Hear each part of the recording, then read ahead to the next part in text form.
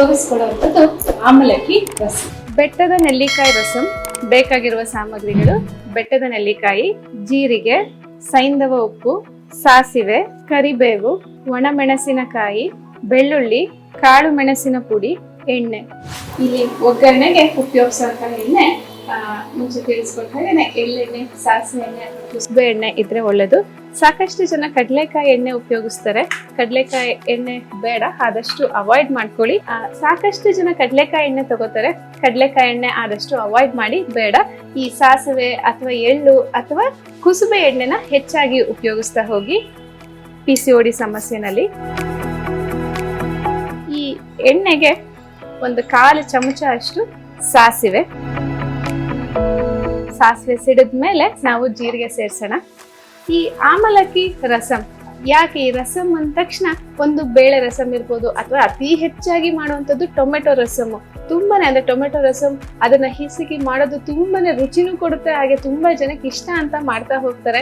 ಆದ್ರೆ ಈ ಟೊಮೆಟೊ ಅನ್ನುವಂಥದ್ದು ಹಾರ್ಮೋನಲ್ ಇಂಬ್ಯಾಲೆನ್ಸ್ ನ ಜಾಸ್ತಿ ಮಾಡ್ತಾ ಹೋಗುತ್ತೆ.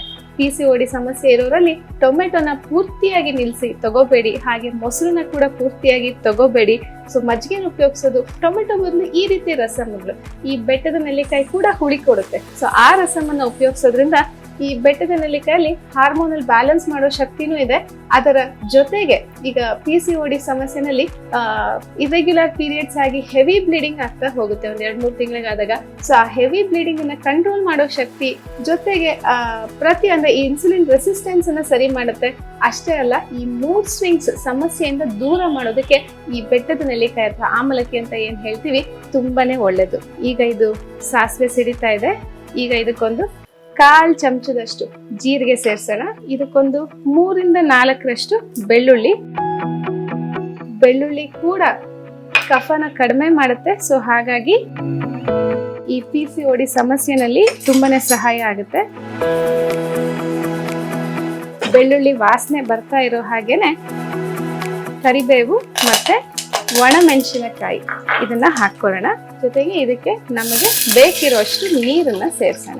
ಈಗ ನಾನೊಂದು 1-1.5 ಕಪ್ ಅಷ್ಟು ನೀರನ್ನ ಇದಕ್ಕೆ ಸೇರಿಸಿದ್ದೀನಿ. ಇನ್ನು ನೀರು ಹಾಕಿದ್ಮೇಲೆ ಇದಕ್ಕೆ ರುಚಿಗೆ ಬೇಕಾಗಿರುವಷ್ಟು ಉಪ್ಪು ಮತ್ತೆ ಖಾರಕ್ಕೆ ಕಾಳು ಮೆಣಸಿನ ಪುಡಿ 1/4 ಚಮಚದಿಂದ 1/2 ಚಮಚವರೆಗೂ ನಾವಿದನ್ನ ಹಾಕೋಬಹುದು. ಇದು ಮಾಡ್ಕೊಳ್ಳೋದು ಕೂಡ ಸುಲಭ.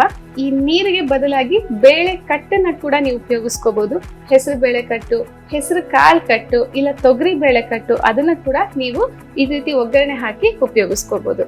ಸೊ ಈ ರೀತಿಯಾದ ರಸಮು ಜೊತೆಗೆ ಒಂದು ತರಕಾರಿ ಪಲ್ಯ. ತರಕಾರಿ ಅಂದ ತಕ್ಷಣ ಕ್ಯಾರೆಟ್, ಮೂಲಂಗಿ, ಬೀಟ್ರೂಟ್ ಇದೇ ಹೆಚ್ಚು ಜನಕ್ಕೆ ನೆನಪಾಗುತ್ತೆ. ಅದ್ರ ಜೊತೆ ಕ್ಯಾಪ್ಸಿಕಮ್ ಒಂದು ಸೇರಿಸ್ಕೋತಾರೆ.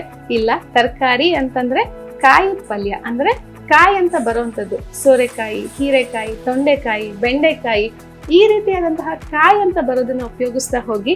ಯಾಕಂದ್ರೆ ಇದರಲ್ಲಿ ಫೈಬರ್ ಅಂಶ ಹೆಚ್ಚಿದ್ದು, ನೀರಿನ ಅಂಶ ಕೂಡ ಹೆಚ್ಚಿರೋದ್ರಿಂದ ವೆಯ್ಟ್ ಲಾಸ್ ಆಗಕ್ಕೂ ತುಂಬಾನೇ ಸಹಾಯ ಮಾಡ್ತಾ ಹೋಗುತ್ತೆ. ಈಗ ಇಲ್ಲಿ ನೀರ್ ಕುದೀತಾ ಇದೆ. ನೀರ್ ಕುದೀತಾ ಇರುವಾಗ ನೆಲ್ಲಿಕಾಯಿನ ತುರ್ಕೊಂಡಿದೀವಿ.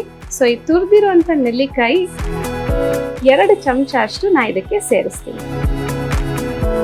ಈ ಬೆಟ್ಟದ ನೆಲ್ಲಿಕಾಯಿ ಸ್ವಲ್ಪ ಹುಳಿ ಇರುತ್ತೆ, ಹಾಗೆ ಒಂಚೂರು ಒಗರಿರುತ್ತೆ. ಕಹಿ ಅಂತ ಹೇಳಕ್ಕಾಗಲ್ಲ, ಇದನ್ನ ಒಗರಿರುತ್ತೆ. ಸೊ ಹಾಗಾಗಿ ತಿನ್ನಕ್ಕೆ ಬಾಯಿಗೆ ಮಧ್ಯ ಸಿಗ್ತಾ ರುಚಿ ಕೂಡ ಸಿಗುತ್ತೆ. ಅಂದ್ರೆ ಈ ರಸಮ್ ಮತ್ತೆ ಒಂದು ತರಕಾರಿ ಪಲ್ಯ ಇದ್ರೆ ಅಷ್ಟೇ ಸಾಕ, ಬೇರೆ ತರಕಾರಿ ಜಾಸ್ತಿ ತಿನ್ಬೇಕಲ್ಲ ಅಂತಿಲ್ಲ. ತರಕಾರಿನಲ್ಲಿರೋ ನ್ಯೂಟ್ರಿಯೆಂಟ್ಸ್ ಈ ಬೆಟ್ಟದ ನೆಲ್ಲಿಕಾಯಲ್ಲಿ ಕೂಡ ಇರುತ್ತೆ. ಸೊ ಹಾಗಾಗಿ ನೀವು ಇದನ್ನ ಅನ್ನಕ್ಕೆ ಹಾಕೊಂಡು ತಗೋಬಹುದು, ಇಲ್ಲ ಸಂಜೆ ಸ್ನಾಕ್ ಜೊತೆ ಸೂಪ್ ತರ ಕೂಡ ನೀವು ಇದನ್ನ ಕುಡಿಬಹುದು. ಈಗ ಇದು ಚೆನ್ನಾಗಿ ಕುದ್ದಿದೆ. ಈಗ ಈ ರಸಂ ಕೂಡ ತಯಾರಾಗಿದೆ.